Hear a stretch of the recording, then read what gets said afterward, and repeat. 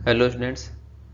तो आज की क्लास में अपन देखते हैं वीकली करंट अफेयर्स के बारे में। इस वीक के टॉप 30 क्वेश्चन जो है वो अपन देखते हैं। इस वीक में अपन देखेंगे 27 अगस्त से लेके 2 सितंबर, इस पूरे वीक में जो जो भी आपके इंपॉर्टेंट करंट अफेयर्स बनते हैं उन सबको ट्रिक के साथ कैसे याद रखा जाए वो अपन इस वीडियो में देखते हैं। ठीक है, तो चलिए क्लास स्टार्ट करते हैं। फर्स्ट क्वेश्चन है, हाल ही में पीएम नरेंद्र मोदी को किस देश ने the grand cross of the order of honour से सम्मानित किया है? द ग्रैंड क्रॉस से ग्रीस, ग्रैंड क्रॉस से ग्रीस वर्ड निकल के आ रहा है, ये रहा ग ये रहा स, grand cross Greece, grand cross Greece. तो grand cross of the order of honour किसे मिला है, किस देश से ने सम्मानित किया है? ग्रीस ने सम्मानित किया है। क्लियर है, आगे बढ़िए। ये देखो द ग्रैंड क्रॉस, ग्रैंड ये जी का जी यहाँ पे, क्रॉस का ये, तो ग्रैंड क्रॉस से ग्रीस, ग्रीस ने सम्मानित किया है the grand cross of the order of honour से। आगे बढ़िए, हाल ही में इंफोसिस ने किसे ब्रांड एम्बेसडर नियुक्त किया है? तो ये देखिए इन्फो राफेल, इन्फो राफे, ये फॉर वर्ड दोनों में आ रहा है, इन्फो और राफेल, इन्फो राफेल। तो इन्फोसिस ने किसे ब्रांड एम्बेसडर नियुक्त किया है? राफेल को नियुक्त किया है, राफेल नडाल को। क्लियर है, अभी से 5 क्वेश्चन बाद में भी अपन देखेंगे कि इन्फोसिस ने किसी दूसरे को भी ब्रांड एम्बेसडर नियुक्त किया है। तो अपन को ऐसा नहीं देखना है कि क्वेश्चन गलत हो गया, गलत नहीं है। इन्फोसिस ने किसी अलग सेगमेंट के लिए किसी अलग प्लेयर को नियुक्त किया है, जैसे किसी एक पार्ट के लिए राफेल नडाल को नियुक्त किया है, किसी दूसरे पार्ट के लिए किसी दूसरे टाइप के बिजनेस के लिए किसी दूसरे को नियुक्त किया है। तो इसलिए दोनों ऑप्शन सही है और एग्जाम में अगर आएंगे तो दोनों क्वेश्चन मिलेंगे आपको, तो इसलिए आपको चिंतित होने की जरूरत नहीं है। आइए आगे बढ़िए, who has been appointed as a brand ambassador of Infosys? तो ये देखो इन्फो, तो इन्फोसिस तो ये आ गया राफेल, फॉरवर्ड दोनों में कॉमन है, तो इन्फोसिस का ब्रांड एम्बेसडर किसको बनाया है? राफेल को बनाया है, राफेल नडाल को। क्लियर है, आगे बढ़िए। स्मार्ट सिटीज अवार्ड प्रतियोगिता 2022, स्मार्ट सिटी राष्ट्रीय स्मार्ट सिटी पुरस्कार श्रेणी में पहला अवार्ड किसे मिला है? तो राष्ट्रीय स्मार्ट सिटी मिला तो उसका मजा किसको आएगा? उसके अंदर, उस सिटी के अंदर रहने वाले लोगों को उससे बहुत फायदा होगा। राष्ट्रीय स्मार्ट सिटी बन गई तो उसके अंदर रहने वाले को, इंदौर से उसके अंदर रहने वाले को इससे बहुत फायदा होगा। क्लियर है, तो इंदौर इसका राइट आंसर हो गया। ये आ गया ना, स्मार्ट सिटी बन गई, ये फर्स्ट अवार्ड मिला, इसको फर्स्ट रैंक मिली है। तो स्मार्ट सिटी, स्मार्ट अगर सिटी स्मार्ट हो गई तो उसके अंदर रहने वाले, इंदौर से अंदर रहने वाले को इसका बहुत फायदा मिलेगा। क्लियर है, आइए आगे बढ़िए। राष्ट्रीय स्वास्थ्य मिशन प्राधिकरण द्वारा पहला एबीडीएम माइक्रोसॉफ्ट कहां लॉन्च किया गया है? तो एबीडीएम का फुल फॉर्म क्या है? पहले तो आयुष्मान भारत डिजिटल मिशन, तो एबीडीएम ये है। ठीक है, तो एबीडीएम माइक्रोसाइट कहां लॉन्च किया गया है? तो आपको ये देखना है कि एबीडीएम क्या था। एबीडीएम ये था, मोदी जी ने एक बार बताया था, पहले घोषणा की थी इसकी, कि जो भी अपना हेल्थ का जो भी, जैसे 2 साल पहले अपने कौन सा हेल्थ चेकअप करवाया, 5 साल पहले कौन सा चेकअप करवाया, उस सब की रिपोर्ट अपने पास रहती नहीं है, कौन सी बीमारी थी, क्या थी बीमारी, अगर पेशेंट नहीं बता पाता तो पता ही नहीं चलेगा।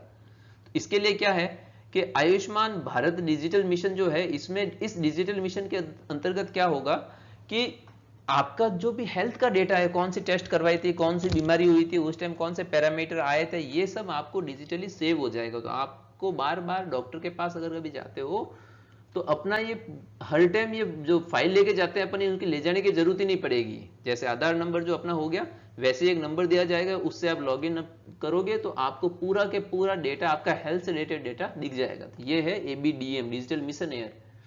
तो अब ये देखो एबीडीएम माइक्रोसाइट, अब ये ये क्या है? ABDM Ayushman Bharat digital mission.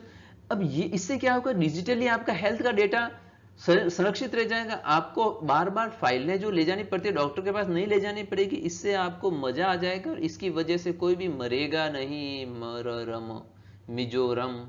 Clear है, एबीडीएम डिजिटल मिशन से क्या होगा? आपको बार बार फाइलें ले जाके डॉक्टर के पास जाने की जरूरत नहीं बनेगी, इसलिए आपको मजा, मिजोरम से मजा आ जाएगा और इस वजह से कोई भी पेशेंट मरेगा नहीं, रम मतलब मिजोरम, मरेगा नहीं। ठीक है, तो मिजोरम इसका राइट आंसर हो गया। एबीडीएम माइक्रोसॉफ्ट का माइक्रोसाइट कहां लॉन्च किया गया है? मिजोरम में। ये देखिए एबीडीएम माइक्रोसाइट कहां लॉन्च किया है? मिजोरम में। आगे बढ़िए। हाल ही में किस देश में आयोजित विश्व एथलेटिक्स चैंपियनशिप 23 में नीरज चोपड़ा ने भारत के लिए पहली बार स्वर्ण जीता है? अब ये देखिए कि नीरज चोपड़ा ने ओलंपिक में भी स्वर्ण जीता था। तो नीरज चोपड़ा जो है, इनके अंदर हंगर है, इनके अंदर भूख है स्वर्ण जीतने की। इनके अंदर क्या है? एक काइंड ऑफ भूख है स्वर्ण जीतने की, स्वर्ण पदक ही लाते हैं। इनके अंदर हंगरी है, ये बहुत हंगरी है, हंगर है इनके अंदर स्वर्ण पदक जीतने का। ठीक है, तो ये कहां आयोजित हुई थी? हंगरी में आयोजित हुई थी विश्व एथलेटिक्स चैंपियनशिप 23। ठीक है, विश्व एथलेटिक्स चैंपियनशिप 23 कहां हुई थी? इन्होंने गोल्ड मेडल जीता है नीरज चोपड़ा ने। और कौन सा? हंगरी देश में आयोजित हुई। मुझे इसमें कमेंट सेक्शन में लिख के बताइए कि नीरज चोपड़ा कौन से गेम में जीतते हैं, क्या इनका गेम क्या है, वो मुझे कमेंट सेक्शन में लिख के बताइए। आगे बढ़िए। हाल ही में इंफोसिस ने किस महिला टेनिस चैंपियन को ब्रांड एम्बेसडर नियुक्त किया गया? ये देखो, मैंने बताया था कि इंफोसिस का सेकंड नंबर क्वेश्चन यही था, इंफोसिस का ब्रांड एम्बेसडर, और 6 नंबर क्वेश्चन भी यही है। तो आप ये ध्यान रखो, क्वेश्चन सही लिखा गया है। किसी इंफोसिस बहुत बड़ी कंपनी है, बहुत बड़ा काम करती है, तो किसी एक बिजनेस पार्ट के लिए उसको ब्रांड एम्बेसडर बना दिया, राफेल नडाल को, और दूसरा कोई बिजनेस पार्ट है उसके लिए इसको बना दिया। तो दोनों क्वेश्चन अपने जगह पे सही है। तो हाल ही में इंफोसिस ने किस महिला टेनिस चैंपियन को ब्रांड एम्बेसडर बनाया? तो इन्फो से ईगो, इन्फो से ईगा, इन्फो ईगो, इन्फो ईगो। तो किसको बनाया है? हाल ही में इंफोसिस ने किसे महिला टेनिस चैंपियन को ब्रांड एम्बेसडर नियुक्त किया है? ईगा स्वियाटेक को ब्रांड एम्बेसडर नियुक्त किया है। क्लियर है? आगे बढ़िए। ये देखिए ब्रांड एम्बेसडर इन्फो, इन्फो से ईगा, इन्फो ईगो, इन्फो ईगो, ईगा, इन्फो ईगो, ईगा। ठीक है, तो ईगा स्वियाटेक राइट आंसर हो गया इसका। क्लियर है? आगे बढ़िए। हाल ही में बहुभाषी AI multi modal seamless M40 किसने लॉन्च किया है? तो पहले तो ये ध्यान रखो, सीमलेस M40 क्या है? ये एक लैंग्वेज ट्रांसलेटर है। सीमलेस, पहले तो सीमलेस वर्ड देखो, सीमलेस वर्ड आता है कि बिना किसी गांठ दिए, बिना किसी अवरोध के, बिना किसी रुकावट के। सीमलेस मतलब बिना किसी रुकावट के एक साथ चलता रहना, बिना किसी अवरोध के चलता रहना। कोई धागा है तो बिना किसी गांठ के, सीमलेस मतलब बिना किसी रुकावट के। ठीक है, तो सीमलेस M40 किसने लॉन्च? अभी सीमलेस M40 क्या है? ये लैंग्वेज ट्रांसलेटर। आप एक लैंग्वेज में बोलोगे तो दूसरा ये दूसरी लैंग्वेज में ट्रांसलेट कर लेगा। सीमलेस मतलब बिना रुके। तो इससे क्या होगा? सीमलेस है तो इसमें कोई रुकावट नहीं आएगी, तो इसको कोई भी मिटा नहीं पाएगा। सीमलेस का मतलब ही है अवरोध होना, रुकावट होना। तो इसकी वजह से इसमें कोई रुकावट नहीं आएगी, तो इसको कोई भी मिटा नहीं पाएगा। तो मेटा ने सीमलेस 40 लॉन्च किया है। किसने लॉन्च किया है? मेटा ने सीमलेस 40 लॉन्च किया है। सीमलेस मतलब रुकावट, तो रुकावट नहीं आएगी तो इसको कोई भी मिटा नहीं पाएगा। जब रुकावट नहीं आ रही, इतना अच्छा है, तो इसको कोई भी मिटा नहीं पाएगा। तो मेटा कंपनी ने इसको सीमलेस M40 को लॉन्च किया है। क्लियर है? आइए आगे बढ़िए। ये देखिए सीमलेस M40, तो जब सीमलेस है, बिना रुकावट आएगा, तो इसको फिर कोई भी मिटा नहीं पाएगा। बिना रुकावट अगर आपकी लैंग्वेज ट्रांसलेट हो जाएगी तो इसको कोई भी आगे मिटा नहीं पाएगा। तो मेटा ने इसको किया है। क्लियर है? आगे बढ़िए। हाल ही में ई गवर्नेंस 2023 पुरस्कारों के तहत किसे राष्ट्रीय ई गवर्नेंस गोल्ड पुरस्कार मिला है? तो ई गवर्नेंस गोल्ड पुरस्कार, तो गोल्ड का स्वामी बना दिया, स्वामित्व योजना। गोल्ड का स्वामी बना दिया, स्वामित्व योजना, स्वामित्व योजना। स्वामी बना दिया मतलब मालिक बना दिया, तो स्वामित्व योजना। तो राष्ट्रीय ई गवर्नेंस गोल्ड पुरस्कार किसे मिला है?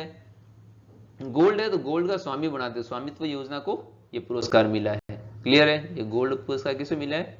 गोल्ड का स्वामी बना दिया, मालिक बना दिया, तो स्वामित्व पुरस्कार को, स्वामित्व स्कीम जो है उसको national e governance gold award मिला है। क्लियर है? आइए आगे बढ़िए। स्वास्थ्य अवसर और चुनौतियों पर G20 तकनीकी कार्यशाला कहां आयोजित की जाएगी? तो अब ये देखिए कि स्वास्थ्य के अवसर और चुनौतियां, तो स्वास्थ्य के अवसर और चुनौती क्या है कि स्वास्थ्य एक ऐसी चीज है जो मांग के नहीं लाया जा सकता। आप पैसा किसी से मांग सकते हो, मांगना मतलब बैग करना, बैगिंग होता है मांगना, बैगर मतलब भिखारी, तो बैग मतलब मांगना। तो स्वास्थ्य एक ऐसी चीज है जो किसी से मांग के या बैग करके नहीं ला पाओगे। आपका स्वास्थ्य अच्छा रखने की जिम्मेवारी आपकी खुद की है, आप ही को रखना पड़ेगा। तो स्वास्थ्य के अवसर और चुनौतियां कहीं से बैग करके मांग के नहीं ला पाओगे, इसलिए बेंगलुरु इसका राइट आंसर हो गया। तो स्वास्थ्य के अवसर और उसके सामने आने वाली चुनौतियां से निपटने के लिए आपको स्वास्थ्य किसी से बैग करके मांग के, बैगर मतलब भिखारी होता है मांगना, तो बेंगलुरु मतलब कहीं से बैग करके मांग के नहीं ला पाओगे, इसलिए यह कहां आयोजित हुई थी, ये वाली बेंगलुरु में आयोजित हुई थी। क्लियर है? G20 technical workshop on health opportunity, health की अपॉर्चुनिटी, हेल्थ किसी से मांग के बैंक करके बैक करके नहीं ला पाओगे आप, तो बेंगलोर में आयोजित हुई थी। आगे बढ़िए। प्रतिवर्ष राष्ट्रीय अंतरिक्ष दिवस कब मनाया जाएगा, ये बहुत इंटरेस्टिंग क्वेश्चन है। अब मुझे बताइए कमेंट सेक्शन में जल्दी से छापो कि ये कब मनाया जाएगा और इसकी घोषणा कब की है और किसने घोषणा की है, ये सब आपको न्यूज से पता रहना चाहिए कि किसने घोषणा की है। तो अपन देखते हैं कि अच्छा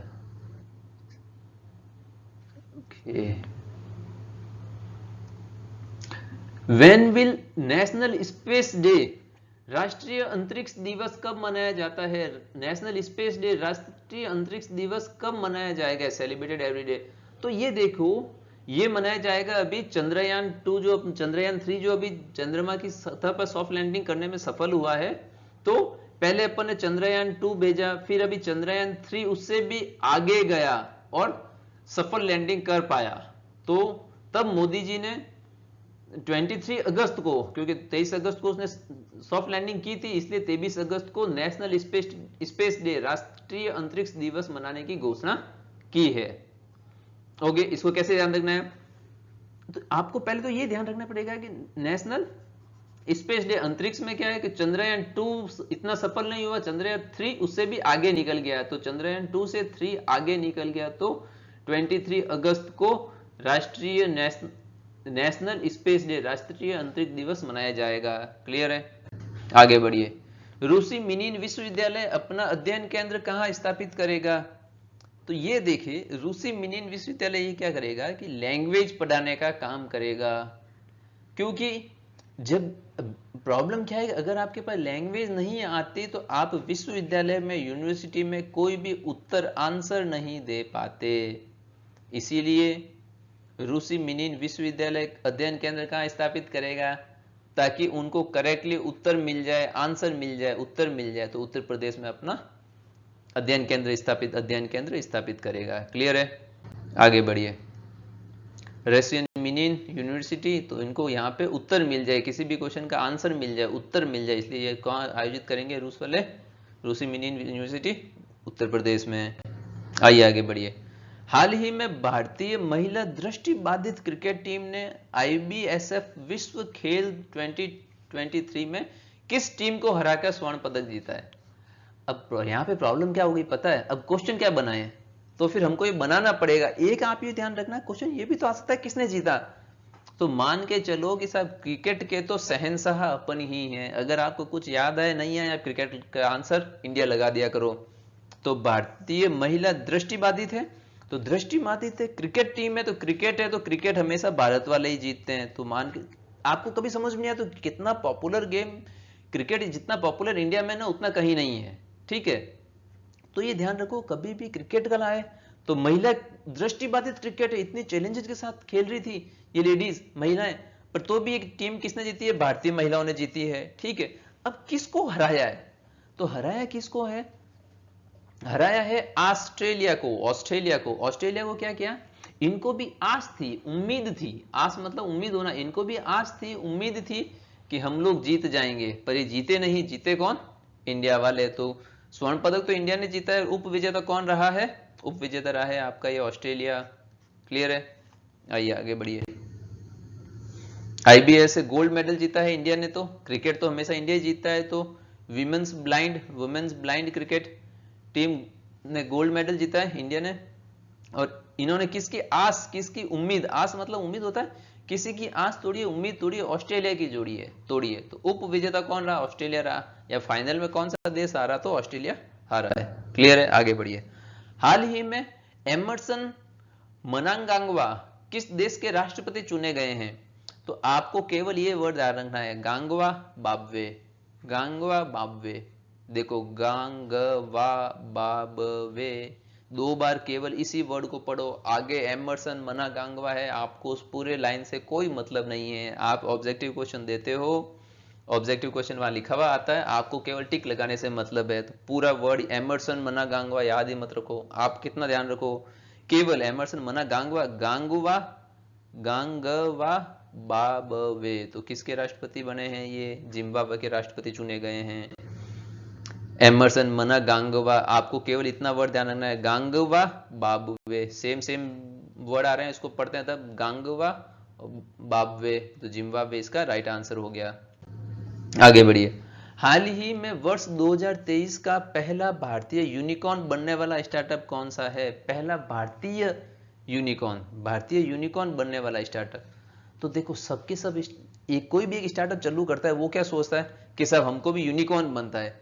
तो भारत में भी कोई यूनिकॉर्न बना नहीं था, भारतीय कोई स्टार्टअप यूनिकॉर्न बना नहीं था, तो पहला बना है। तो इन्होंने क्या हुआ, यूनिकॉर्न बनने की जो ग्लोबल लेवल पे जो यूनिकॉर्न बन रहे थे ना, उन सब की क्या हुआ कि उन सब से ताज झपट लिया, झपट लेना, खींच लेना, झपट लिया। तो इंडिया वालों ने क्या हुआ, यूनिकॉर्न सब के सब तुम ही लोग थोड़ी बनोगे, हम भी, हमारे इंडिया वाले भी यूनिकॉर्न बन सकते हैं, इंडिया के स्टार्टअप भी यूनिकॉर्न बन सकते हैं। तो ये जो पहला ताज झपटा है, अपन ने क्या किया है, पहला भारतीय यूनिकॉर्न बनने का ताज झपट लिया है। जेप्टो मतलब झपट लिया है, ठीक है। आइए आगे बढ़िए। फर्स्ट इंडियन यूनिकॉर्न, तो इंडियन यूनिकॉर्न का ताज झपट लिया है अपन ने, तो जेप्टो इसका राइट आंसर हो गया। क्लियर है। आइए आगे बढ़िए। हाल ही में चर्चा में रहा प्रोजेक्ट एम्बर का संबंध किससे है? तो पहले तो ध्यान रखो, एम्बर मतलब, अंबर मतलब क्या होता है, अंबर मतलब होता है बादल, तो ये आ गया क्लाउड, तो क्लाउड मतलब भी बादल। आप हमेशा थोड़ा सा ये गौर करना, मेरा ये ऑब्जर्वेशन है, हमेशा कोई नाम रखते हैं उसका कोई ना कोई लिंक होता है। आपन को हमेशा स्मार्ट स्टडी करनी है, वो एक होता है ना, गधा मजदूरी नहीं करनी है, हार्डवर्क तो करना ही करना है, बट उसके साथ स्मार्ट करना है।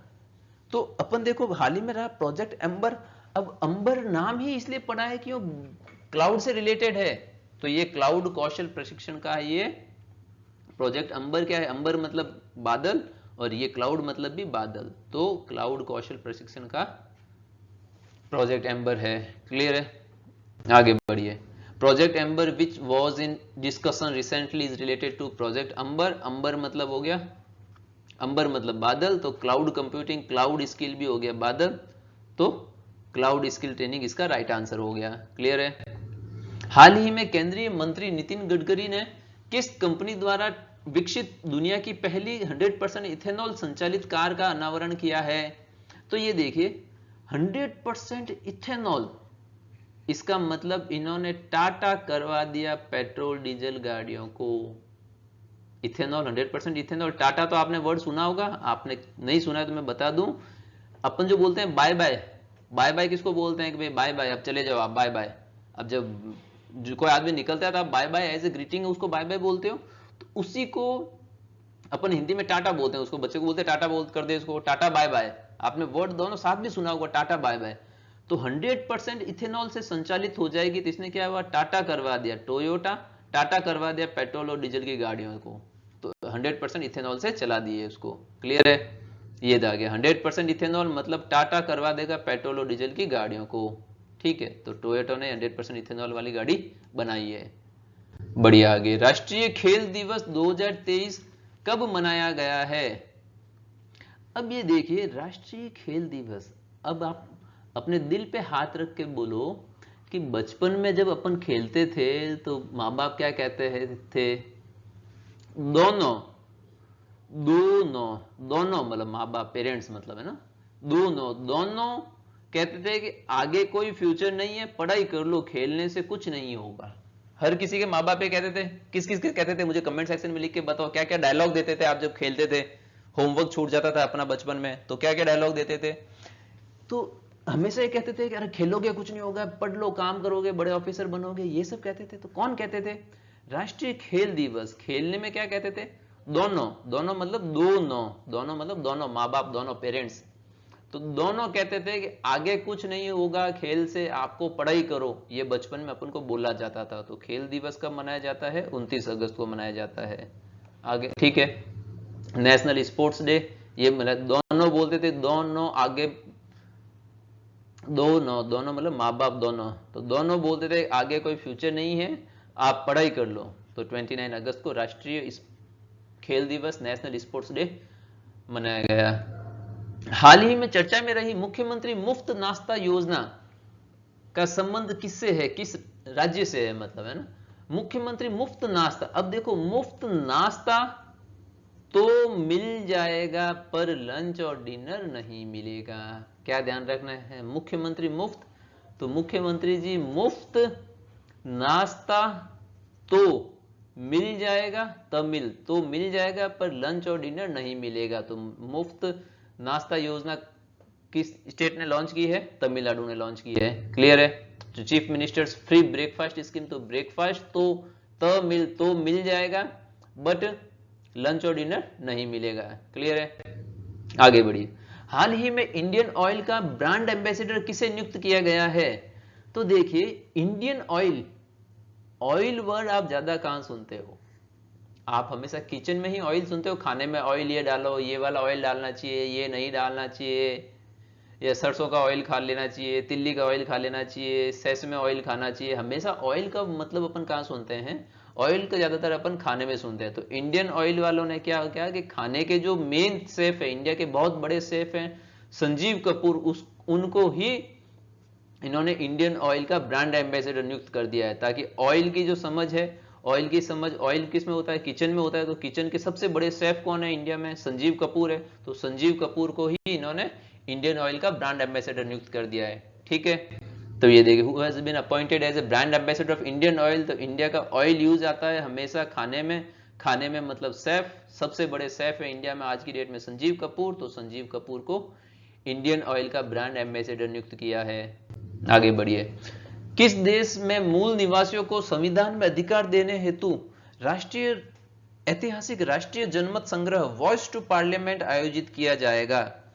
अब देखो, इनको क्या होगा कि पार्लियामेंट तक इनकी वॉइस सुनी जाएगी, ऐसी इनको आस दी गई है, ऐसी इनको उम्मीद जगी है। इन्होंने जब ये वॉइस टू पार्लियामेंट आयोजित करेगा तो आम आदमी को क्या लगेगा कि पार्लियामेंट उनकी वॉइस सुनेगा, ऐसी उनकी आस पैदा हो गई, उनको उम्मीद पैदा हो गई। आस मतलब उम्मीद। तो वॉइस टू पार्लियामेंट कहां आयोजित किया जाएगा? ऑस्ट्रेलिया में आयोजित किया जाएगा। ठीक है।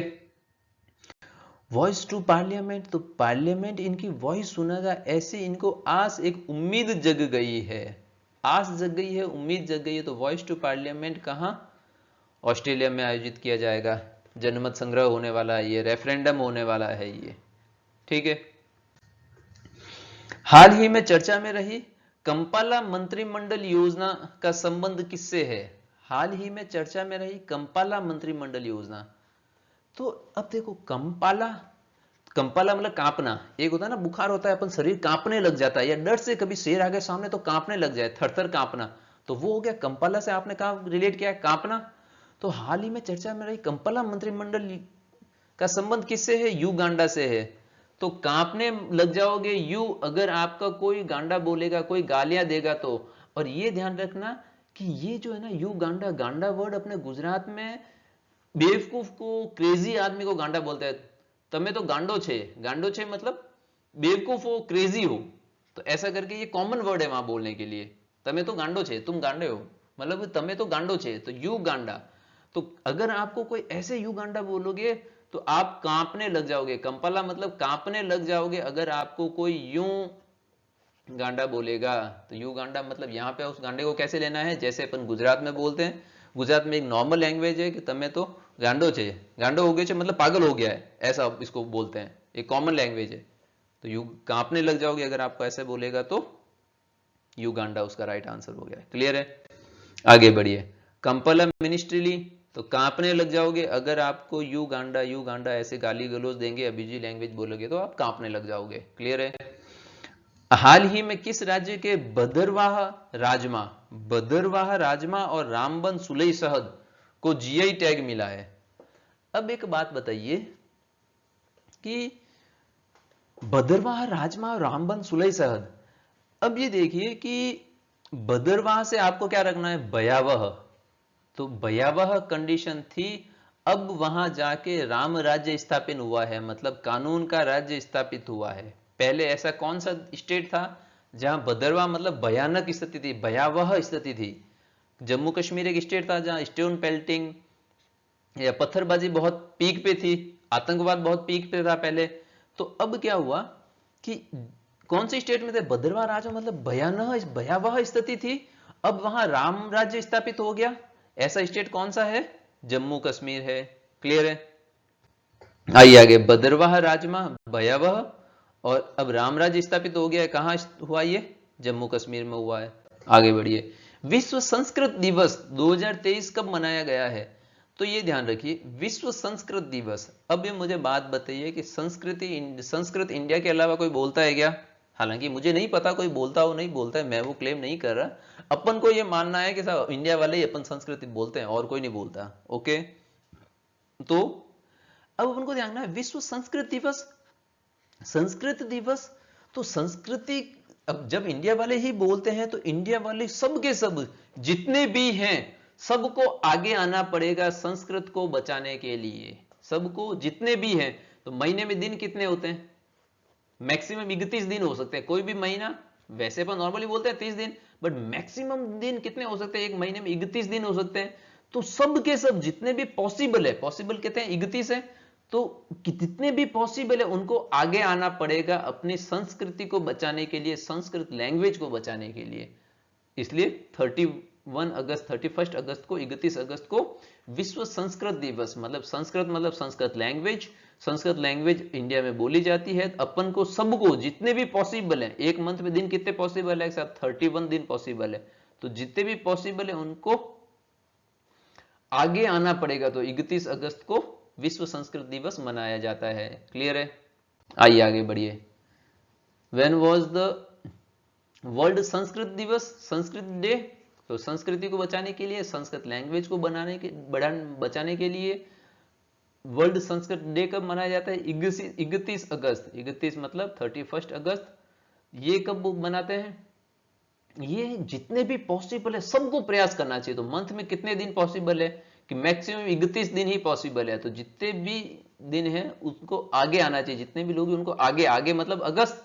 तो और जितने पॉसिबल है, 31 पॉसिबल है, तो जितने भी पॉसिबल है सबको आगे आके संस्कृत दिवस को मनाना चाहिए। तो वर्ल्ड संस्कृत दिवस 31 अगस्त। क्लियर है? आगे बढ़िए।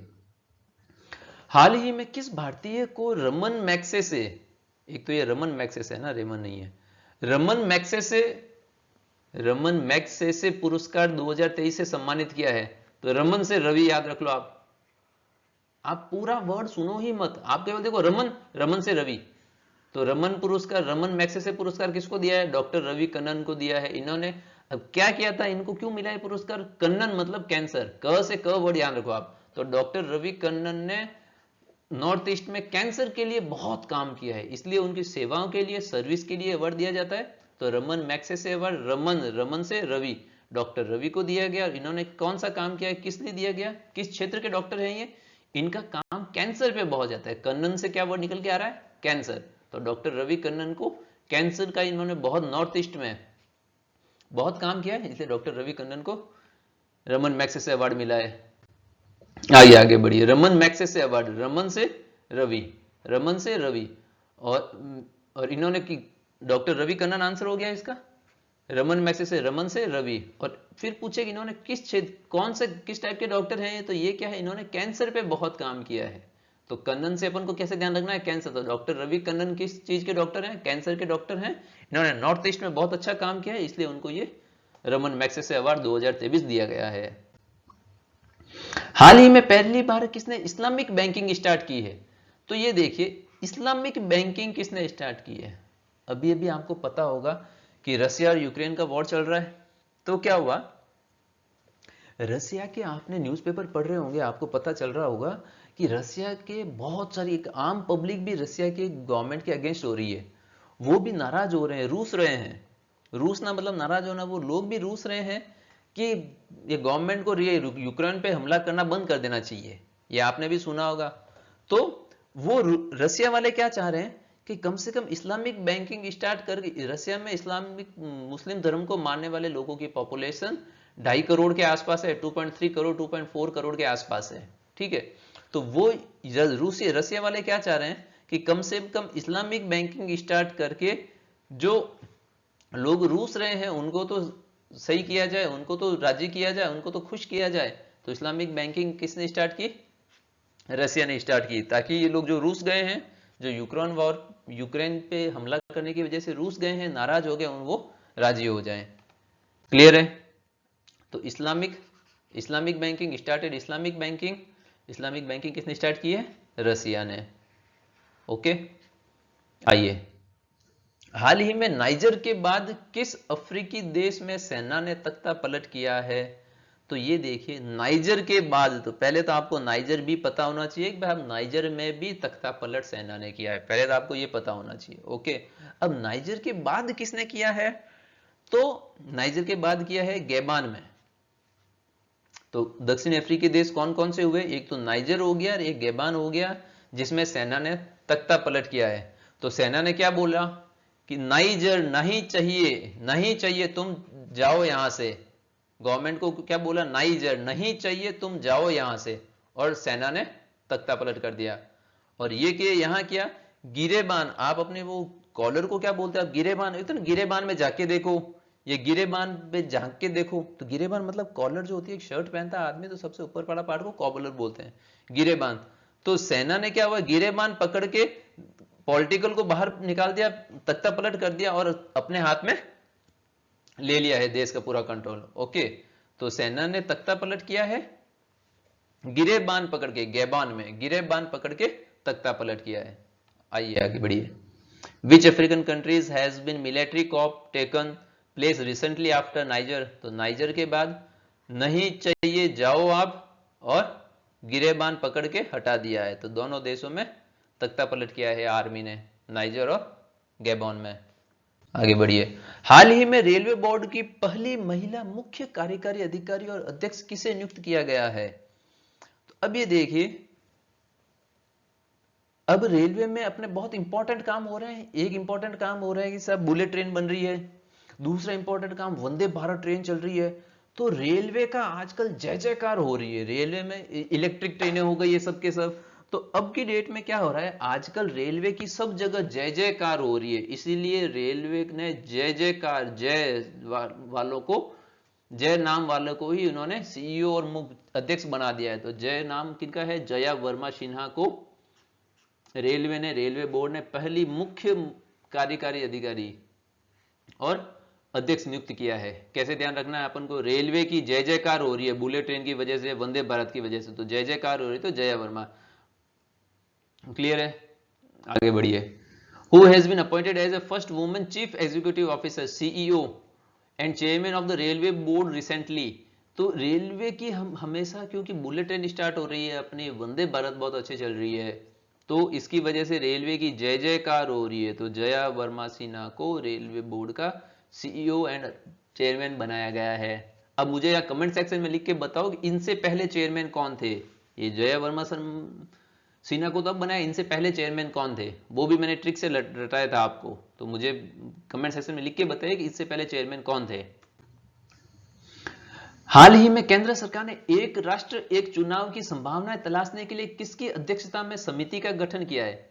एक राष्ट्र एक चुनाव, क्या है? एक राष्ट्र एक चुनाव। तो पहले तो देखो, राष्ट्र, पूरे राष्ट्र की बात है तो राष्ट्राध्यक्ष को ही ऐसी जिम्मेदारी, बड़ी जिम्मेदारी दे सकते हैं।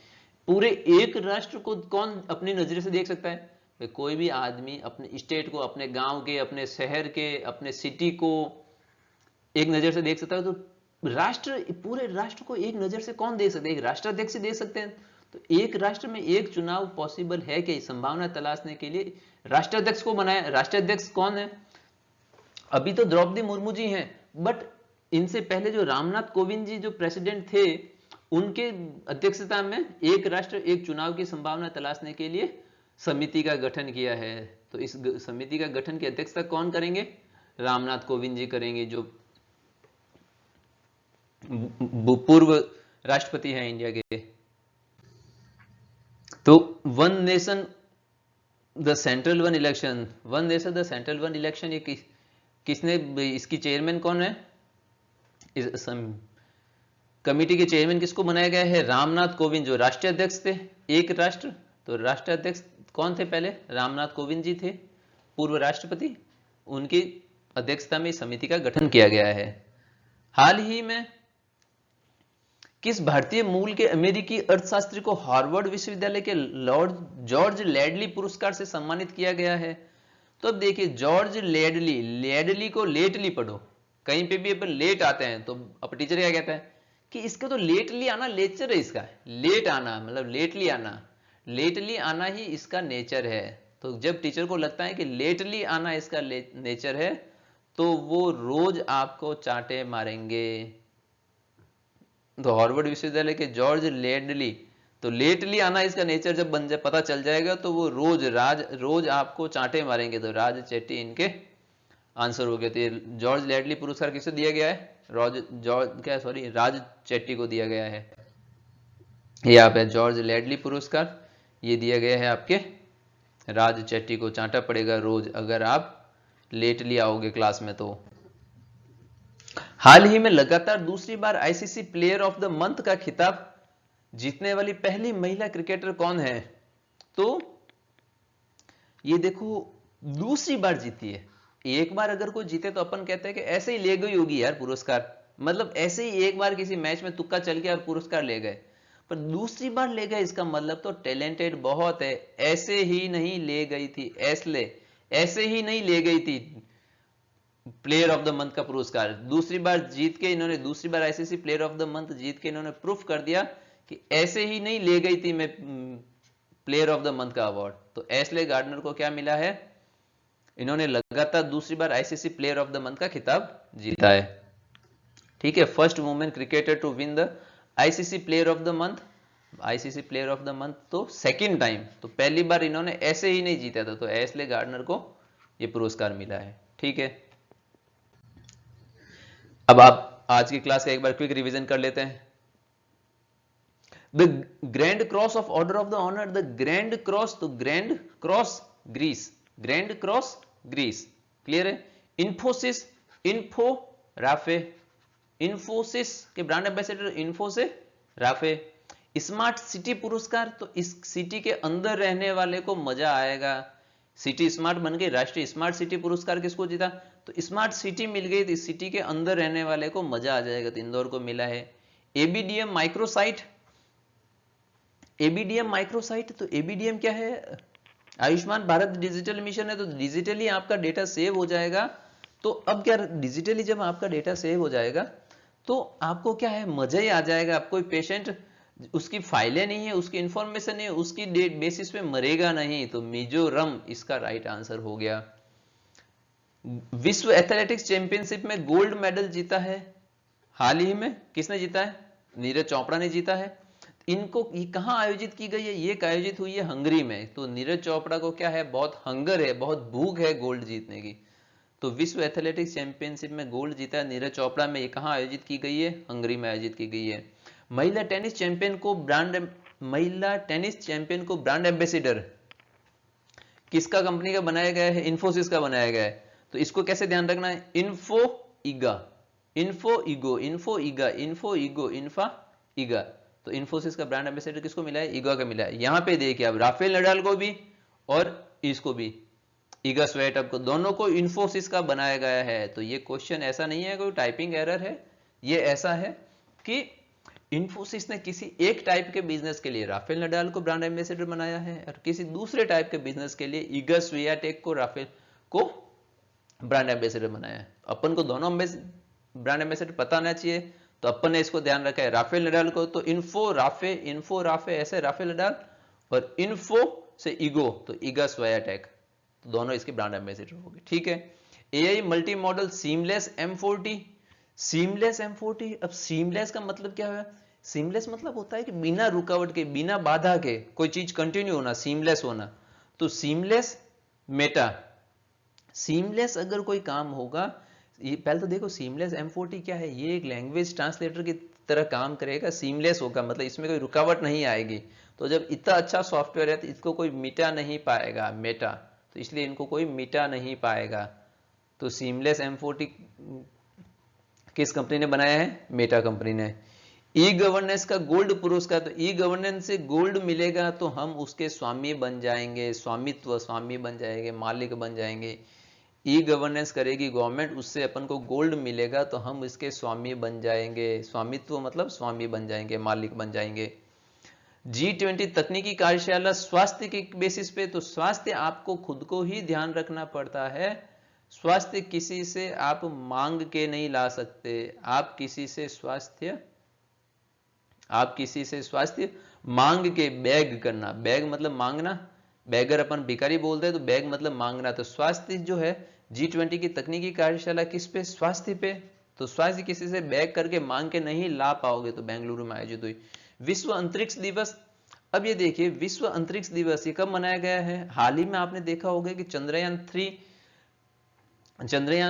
चंद्रमा की कक्षा पे, चंद्रमा की सतह पे सॉफ्ट लैंडिंग करने में सफल रहा है। तो चंद्रयान 2 से भी चंद्रयान 3 आगे निकल गया और 23 अगस्त को ही चंद्रमा की सतह पे सॉफ्ट लैंडिंग कर दी। तो इसलिए मोदी साहब ने 23 अगस्त को राष्ट्रीय अंतरिक्ष दिवस, नेशनल स्पेस डे के रूप में मनाने का बोला है। तो कैसे ध्यान रखना है अपन को? 23 अगस्त कैसे ध्यान रखना है कि चंद्रयान 2 से चंद्रयान 3, 2 से मतलब 2, चंद्रयान 3 से मतलब 3, तो 23 अगस्त चंद्रयान 2 से चंद्रयान 3 आगे निकल गया है इसलिए, और सफल रहा है चंद्रयान 3, इसलिए 23 अगस्त। और 23 अगस्त क्यों रखा है? क्योंकि 23 अगस्त को ही उसने सॉफ्ट लैंडिंग वहां पे की थी। तो 23 अगस्त को राष्ट्रीय अंतरिक्ष दिवस मनाया जाएगा। क्लियर है? ये इसका इंग्लिश वर्जन हो गया। रूसी मिनीन विश्वविद्यालय, अब रूसी मिनीन विश्वविद्यालय, इनमें क्या लैंग्वेज का तकलीफ था, इसलिए उनको उत्तर नहीं मिल पा रहा था। इसलिए उन्होंने क्या हुआ कि ये अपनी ब्रांच, एक यूनिवर्सिटी यहाँ पे भी खोलेंगे, उत्तर प्रदेश में भी खोलेंगे। तो रूसी मिनीन को, इनको लैंग्वेज प्रॉब्लम आ रही थी, उसको रूसी वालों को अपना मीनिंग नहीं मिल पा रहा था, उनको उत्तर नहीं मिल पा रहा था, मीन नहीं मिल पा रहा था, मीनिंग मतलब उत्तर नहीं मिल पा रहा था, इसलिए उन्होंने उत्तर ढूंढने के लिए उत्तर प्रदेश में खोल रहे हैं। भारतीय महिला दृष्टिबाधित क्रिकेट टीम IBSF खेल विश्व खेल 23। अब ये देखिए, पहले तो ये ध्यान रखिए, यहाँ पे थोड़ी इंफॉर्मेशन कम लिखी हुई है, मैं बता देता हूं कि दृष्टिबाधित क्रिकेट टीम है ना, ये महिला दृष्टिबाधित क्रिकेट टीम का खिताब किसने जीता है? पहले बात तो ये विश्व कप जीता है भारत ने। किसने जीता है? भारतीय महिलाओं ने ये जीता है। उसके लिए उनको बहुत बहुत कैंग्रेचुलेशंस के आभारी हैं वो लोग। अब ये ध्यान रखिए, आप तो को क्रिकेट देखियो, क्रिकेट का माई बाप इंडिया ही है पूरे वर्ल्ड में। तो आप ये ध्यान रखो, जब ये क्रिकेट में आपको लगता है कि यार थोड़ा बहुत कुछ कंफ्यूजन है, तो इंडिया को टिक मार दो। तो दृष्टिबाधित महिलाओं ने कौन जीता? किसने जीता? तो भारतीय ने। उप विजेता कौन रही है? ऑस्ट्रेलिया रही है। उप विजेता कौन रही है? ऑस्ट्रेलिया रही है। ठीक है। एमरसन मनागांगवा, तो गांगवा बाबवे, एमरसन मनागांगवा किस देश के राष्ट्रपति बने हैं? तो आपको केवल इतना सा वर्ड पढ़ना है इसमें, गांगवा, गांगवा तो बाबवे, तो जिम्बाब्वे के राष्ट्रपति नियुक्त किए गए हैं। वर्ष 2023 का पहला भारतीय यूनिकॉर्न बनने वाला स्टार्टअप, तो पहला भारतीय है, तो अपने क्या हुआ, यूनिकॉर्न का दर्जा झपट लिया, छीन लेना, झपट लेना, अपनी मेहनत करके, भारतीयों ने मेहनत करके वो दर्जा झपट लिया है, छीन लिया है। तो पहला भारतीय यूनिकॉर्न बना है। तो जेप्टो इस कंपनी का नाम है। प्रोजेक्ट एम्बर, एक तो देखो अंबर किसको बोलते हैं? अंबर बोलते हैं बादल को। तो प्रोजेक्ट एम्बर और क्लाउड कंप्यूटिंग, क्लाउड कौशल प्रशिक्षण, क्लाउड कंप्यूटिंग जो आपने सुना होगा, इसको क्लाउड वर्ड भी बादल के लिए यूज लिया जाता है। तो प्रोजेक्ट एम्बर किससे रिलेटेड है? प्रोजेक्ट एम्बर रिलेटेड है क्लाउड कौशल प्रशिक्षण से रिलेटेड है। क्लियर है बात? दुनिया की पहली 100% इथेनॉल संचालित कार, तो 100% इथेनॉल से अगर कार चल जाएगी तो टाटा बाय बाय हो जाएगा। टाटा मतलब टोयोटा, टाटा बाय बाय हो जाएगा पेट्रोल और डीजल कारों का। दुनिया की पहली 100% इथेनॉल से संचालित कार है, तो 100% इथेनॉल से चलेगी तो Tata, Toyota, Tata bye bye हो जाएगा कार का, वो पेट्रोल डीजल वाली गाड़ियों का। क्लियर है? तो टोयोटा ने 100% इथेनॉल संचालित कार बनाई है। अब राष्ट्रीय खेल दिवस, खेल दिवस अब आप देखो 29 अगस्त को मनाया जाता है। तो राष्ट्रीय खेल दिवस, जब अपन बचपन में खेलते थे तो दोनों मतलब माँ और बाप दोनों, एक माँ एक, ऐसा हुआ था, तो माँ को एक, बाप दो, तो माँ बाप मतलब पेरेंट्स, तो दो दोनों हो गए, तो दोनों बोलते थे कि आगे नहीं बढ़ पाओगे अगर खेल में ही खेलते रहोगे, पढ़ाई नहीं करोगे। तो राष्ट्रीय खेल दिवस, खेल के लिए दोनों मतलब माँ बाप दोनों मतलब 2 और 9 से 9, तो दोनों मतलब 29। तो दोनों बोलते थे कि आगे नहीं बढ़ पाओगे, अगस्त, दोनों बोलते थे आगे नहीं बढ़ पाओगे अगर खेल ही खेलते रहोगे तो पढ़ाई नहीं करोगे। तो राष्ट्रीय खेल दिवस कब मनाया जाता है? 29 अगस्त को। मुख्यमंत्री मुफ्त नाश्ता योजना, मुफ्त में नाश्ता तो मिल जाएगा, मुफ्त में मुफ्त में नाश्ता तो मिल जाएगा, पर लंच और डिनर नहीं मिलेगा। मुख्यमंत्री मुफ्त में नाश्ता तो मिल जाएगा, तमिल तो मिल जाएगा पर खाना नहीं मिलेगा। तो कहां मुख्यमंत्री मुफ्त नाश्ता योजना कहां आरंभ हुई है? तमिलनाडु में। इंडियन ऑयल का ब्रांड एम्बेसडर, अब देखिए इंडियन ऑयल, ऑयल अपन सबसे ज्यादा कहां यूज लेते हैं? अपने किचन में, हर घर में किचन में ऑयल यूज लेते हैं। कोई भी ऑयल हो, भले सरसों का ले लो या तिल का ले लो, सैसमे ऑयल ले लो या ऑलिव ऑयल ले लो, कोई भी ऑयल ले लो। तो इंडियन ऑयल, ऑयल का यूज आप सबसे ज्यादा कहां करते हो? किचन में करते हो। तो किचन के लिए शेफ कौन है? सबसे बड़े शेफ हैं आज की डेट में संजीव कपूर इंडिया के। इसलिए ऑयल का यूज लेना, ऑयल का सबसे ज्यादा अच्छा यूज कौन ले पाएगा? संजीव कपूर, जो शेफ है इंडिया के सबसे अच्छे, ये यूज ले पाएंगे। इसलिए संजीव कपूर को इंडियन ऑयल का ब्रांड एम्बेसडर नियुक्त किया गया है। अब वॉइस टू पार्लियामेंट, अब वॉइस टू पार्लियामेंट कहां हो रहा है? अब ये क्या जनमत संग्रह है, ये रेफरेंडम है। तो वॉइस टू पार्लियामेंट है ना। अब इसको देखोगे, पार्लियामेंट में आपके एक आम आदमी की वॉइस चली जाएगी, ऐसी एक आस जगी है, ऐसी एक उम्मीद जगी है ऑस्ट्रेलिया वालों को। आस मतलब उम्मीद होना, आस से ऑस्ट्रेलिया याद रखना है अपन को। तो वॉइस टू पार्लियामेंट ऐसी करके एक आस जगी है, एक आपको उम्मीद जगी है, आस जगी है, तो ऑस्ट्रेलिया हो गया। क्लियर है? आगे बढ़िए। कंपाला मंत्रिमंडल घोषणा, तो अभी क्या कहते हैं, कंपाला मंत्रिमंडल है, कम पाला, कांपने लग जाओगे अगर युगांडा, आपको कोई युगांडा गालियां बोलेगा तो आप कांपने लग जाओगे। कंपाला मंत्रिमंडल घोषणा कहां हुई है? युगांडा में। जीआई टैग मिला है, जीआई टैग, दो चीजों के लिए जीआई टैग मिला है जम्मू कश्मीर को। इसके लिए अपने ट्रिक कौन सी बनाई थी? एक तो भयावह हालात थे, अब राम राज्य आ गया है। तो क्वेश्चन नंबर 22 में, आप वीडियो में 22 में जाके देखना कि जीआई टैग किस दो चीजों को मिला है। वो दो चीजें कहां की है? जम्मू कश्मीर की है। उसकी ट्रिक अपन ने क्या ध्यान रखी थी कि जम्मू कश्मीर में हालत पहले भयावह थे, अब राम राज्य स्थापित हो गया, मतलब कानून का राज्य स्थापित हो गया। तो जम्मू कश्मीर के वो दो चीजें हैं जिनको अभी जीआई टैग मिला है। वो दो चीजें कौन कौन सी है, वो क्वेश्चन नंबर 22 में जाके देखिए और मुझे कमेंट सेक्शन में लिख के बताइए कि इससे जस्ट पहले जम्मू कश्मीर का ही एक चावल था जिसको वो मिला है, जीआई टैग मिला है, तो उस चावल का नाम क्या था? मुझे बताइएगा कमेंट सेक्शन में लिख के। विश्व संस्कृत दिवस ये कब मनाया जाता है? 31 अगस्त को। अब ये मुझे बात बताइए, विश्व संस्कृत, संस्कृत एक लैंग्वेज है भारत की, बहुत पुरानी लैंग्वेज है, तो विश्व संस्कृत दिवस मनाया जाता है। ये किसको मनाना चाहिए? ये उन सबको मनाना चाहिए, उन सबको, जितने भी पॉसिबल है सबको आगे आके, सब जितने भी पॉसिबल है सबको आगे आके विश्व संस्कृत दिवस मनाना चाहिए। आगे आके मतलब अगस्त, और जितने पॉसिबल है, महीने में दिन कितने पॉसिबल है? 31 ही पॉसिबल है, मैक्सिमम दिन 31 हो सकते हैं एक महीने में। तो विश्व संस्कृत, संस्कृत भाषा को, संस्कृति को बचाने के लिए जितने पॉसिबल है महीने में 31 दिन पॉसिबल है, इतने पॉसिबल है उनको आगे आना चाहिए। 31 अगस्त को विश्व संस्कृत दिवस मनाया जाता है। क्लियर है? हाल ही में रमन मैग्सेसे पुरस्कार से सम्मानित किया गया है डॉक्टर रवि कन्नन को। अब ये देखो, रमन मैग्सेसे, रमन से रवि, रमन से रवि, रमन से रवि, डॉक्टर रवि कन्नन को पुरस्कारित किया गया है। और ये किस चीज के डॉक्टर हैं? ये है रवि कन्नन, क से याद रखो, कैंसर के ये डॉक्टर हैं। ये किस चीज के डॉक्टर हैं? डॉक्टर रवि कन्नन ये किस चीज के डॉक्टर हैं? ये कैंसर जो डिजीज है उसके डॉक्टर हैं। तो रवि कन्नन, क से आपको क्या ध्यान रखना है? ये कैंसर के डॉक्टर हैं। इन्होंने नॉर्थ ईस्ट में बहुत अच्छा काम किया है, इसके लिए इनको, ये पहले तो रमन मैग्सेसे अवार्ड किस एरिया के लिए दिया जाता है? मुझे कमेंट सेक्शन में बताओ। क्या फिल्म के लिए दिया जाता है, या सर्विस सेक्टर के लिए दिया जाता है, इंडस्ट्रियल सेक्टर के लिए दिया जाता है, किसके लिए दिया जाता है?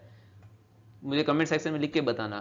अभी के लिए मैं बता देता हूं, रमन मैग्सेसे, से मतलब सर्विस, तो सर्विस सेक्टर वालों को, जिसने बहुत अच्छी सर्विस दी है सोसाइटी को, उसको ही ये अवार्ड मिलता है। तो रमन मैग्सेसे, आपको ऐसे भी ध्यान रखना, मैग्सेसे, तो से मतलब सर्विस, तो सर्विस सेक्टर वालों को मिला है। और ये किसको मिला है इस बार का? रमन मैग्सेसे, तो रमन से रवि कन्नन को मिला है। क्लियर है? इस्लामिक बैंकिंग, ताकि ये लोग रूस ना जाए, नाराज ना हो जाए, इस्लाम धर्म को मानने वाले, इसलिए इस्लामिक बैंकिंग को स्टार्ट किसने किया है? रूस ने किया है। नाइजर के बाद हाल ही में हुआ सैन्य तख्तापलट, तो किस दो देशों में हुआ अपन ये ध्यान रख लेते हैं सैन्य तख्तापलट। पहले तो नाइजर नहीं चाहिए, आप जाओ यहां से, तो नाइजर नहीं चाहिए, जाओ वहां से। और गिरेबान, गिरेबान मतलब होता है कॉलर, शर्ट के ऊपर गिरेबान पकड़ के, शर्ट का टॉप पकड़ने पर होता है, गर्दन पकड़ के बाहर निकाल दिया तो गिरेबान बोलते हैं उसको। तो एक तो देश है नाइजर, मतलब नहीं चाहिए, जाओ आप यहां से, ऐसा उन्होंने उसको देश पॉलिटिकल पार्टी को बोला और अपने हाथ में सैन्य हत्या ले ली।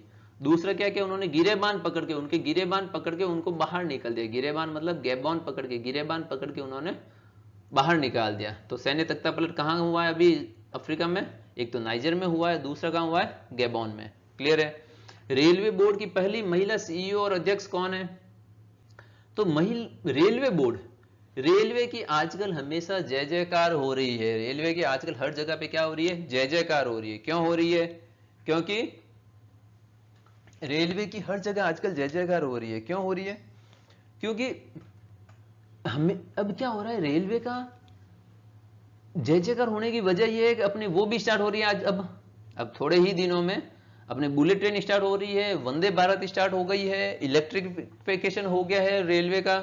इसीलिए रेलवे का अब रेलवे बहुत तरक्की पे है अपना। तो रेलवे की आजकल हमेशा जय जयकार हो रही है। तो जया वर्मा सिन्हा को रेलवे की पहली महिला सीईओ और अध्यक्ष बनाया गया है। क्लियर है। वन नेशन वन इलेक्शन की संभावना तलाशने के लिए यह बनाया गया है। पूर्व राष्ट्रपति रामनाथ कोविंद जी को अध्यक्षता में एक समिति बनाई गई है। जॉर्ज लेडली पुरस्कार, तो जॉर्ज लेडली को लेटली भी पढ़ सकते हैं, जो भी लेट आता है। अगर कोई बच्चा क्लास में लेट आएगा तो क्या बोलेंगे टीचर कि तो लेटली क्लास में आता है, हमेशा क्लास में लेटली ही आता है, लेट आता है। तो जॉर्ज लेडली पुरस्कार, अगर जॉर्ज लेडली लेट आओगे तो आप रोज तो आपको चांटे पड़ेंगे। तो राज चेट्टी को जॉर्ज लेडली पुरस्कार दिया गया है। ICC player of the month लगातार दूसरी बार जीतने वाली पहली महिला कौन सी है? ये पहली महिला एशले गार्डनर हैं। इनको कैसे ध्यान रखना है कि लगातार दूसरी बार जीता है, तो पहली बार एशले ही ऐसे ही नहीं ले गई थी ये पुरस्कार पहली बार। इन्होंने बहुत टैलेंट के साथ ही खेल खेलती है, बहुत प्रतिभा है इनमें खेल खेलने की, इसलिए इनको ये पुरस्कार दिया गया था। ICC player of the month किसे मिला है? दूसरी बार लगातार किसे मिला है? एशले गार्डनर को। ऐसे ही नहीं मिल गया, इनके बहुत हार्डवर्क की वजह से इनको मिला है। ठीक है, ये इसका हो गया इंग्लिश वर्जन। आप एक बार देख लिए, इसको हाथ रख के आप एक साइड में इसको आंसर पे हाथ रख के आप क्वेश्चन के साथ इसको देखिए, आप खुद इसको रिवाइज करने की कोशिश करिए। आपको सब के सब ट्रिकें याद हो गई होगी, नहीं हुई है तो आप एक बार उसको वापस देखिए, दूसरी बार आप सुन लोगे तो आपको 100% याद हो जाएगा। आप एग्जाम में ऑटोमेटिकली राइट आंसर करके आ जाओगे। आपको जैसे ही आंसर दिखेगा आपको ऑटोमेटिकली याद आ जाएगा कि हाँ यार यही आंसर है इसका। क्लियर है, रटने की जरूरत नहीं पड़ेगी। तो चलिए आज की क्लास वाइंड अप करते हैं। Thanks for watching this video. अगर आपको ये वीडियो ये अच्छा लगता है तो इसको लाइक करो, कमेंट करो, जो जो मैंने बोला उसको कमेंट करो। कौन सा सेक्शन आपको अच्छा लगा, कौन सा क्वेश्चन की ट्रिक आपको अच्छी लगी, कौन सी लिंकिंग टेक्निक आपको अच्छी लगी, वो मुझे कमेंट सेक्शन में कमेंट करके बताओ। और इसमें क्या, इस वीडियो में क्या क्या चेंजेस किया जा सकता है, क्या बेटरमेंट हो सकता है जिससे आप सब लोगों को फायदा मिले, वो भी मुझे कमेंट करके बताएं।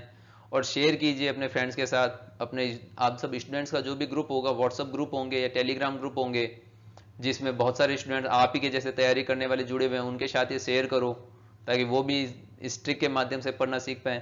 और इस क्लास का पीडीएफ पोस्ट अकेडमी ऑफिशियल नाम से टेलीग्राम चैनल है, यहाँ पे अपन मिल सकते हैं।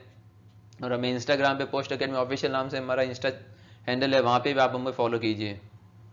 चलिए, उम्मीद करता हूँ आपको ये पहल बहुत अच्छी लगी है तो सब्सक्राइब कीजिए। चलिए मिलते हैं फिर नेक्स्ट क्लास में। इस ऐसे ही अच्छे इंटरेस्टिंग और अच्छे वीडियो लेके आता रहूँगा। इस चैनल पे आपको वीकली और मंथली तो ऐसे करंट अफेयर्स की अंदाज में आपको पढ़ाए जाएंगे। इसके अलावा भी कौन से कभी कोई नए अपॉइंटमेंट हो गए, कभी ब्रांड एम्बेसडर हो गए, नए राज्यपाल बन गए, या कभी भी कुछ हुआ ट्रिक लाइक, तो आपके लिए हमेशा लेके आते ही रहेंगे ताकि उस फैक्ट को याद रखने के लिए आपको कोई भी एक्स्ट्रा एफर्ट नहीं लगाने पड़े और आपके एग्जाम में क्वेश्चन पक्के हो जाए। तो चलिए मिलते हैं फिर नेक्स्ट वीडियो के लिए, तब तक के लिए बाय।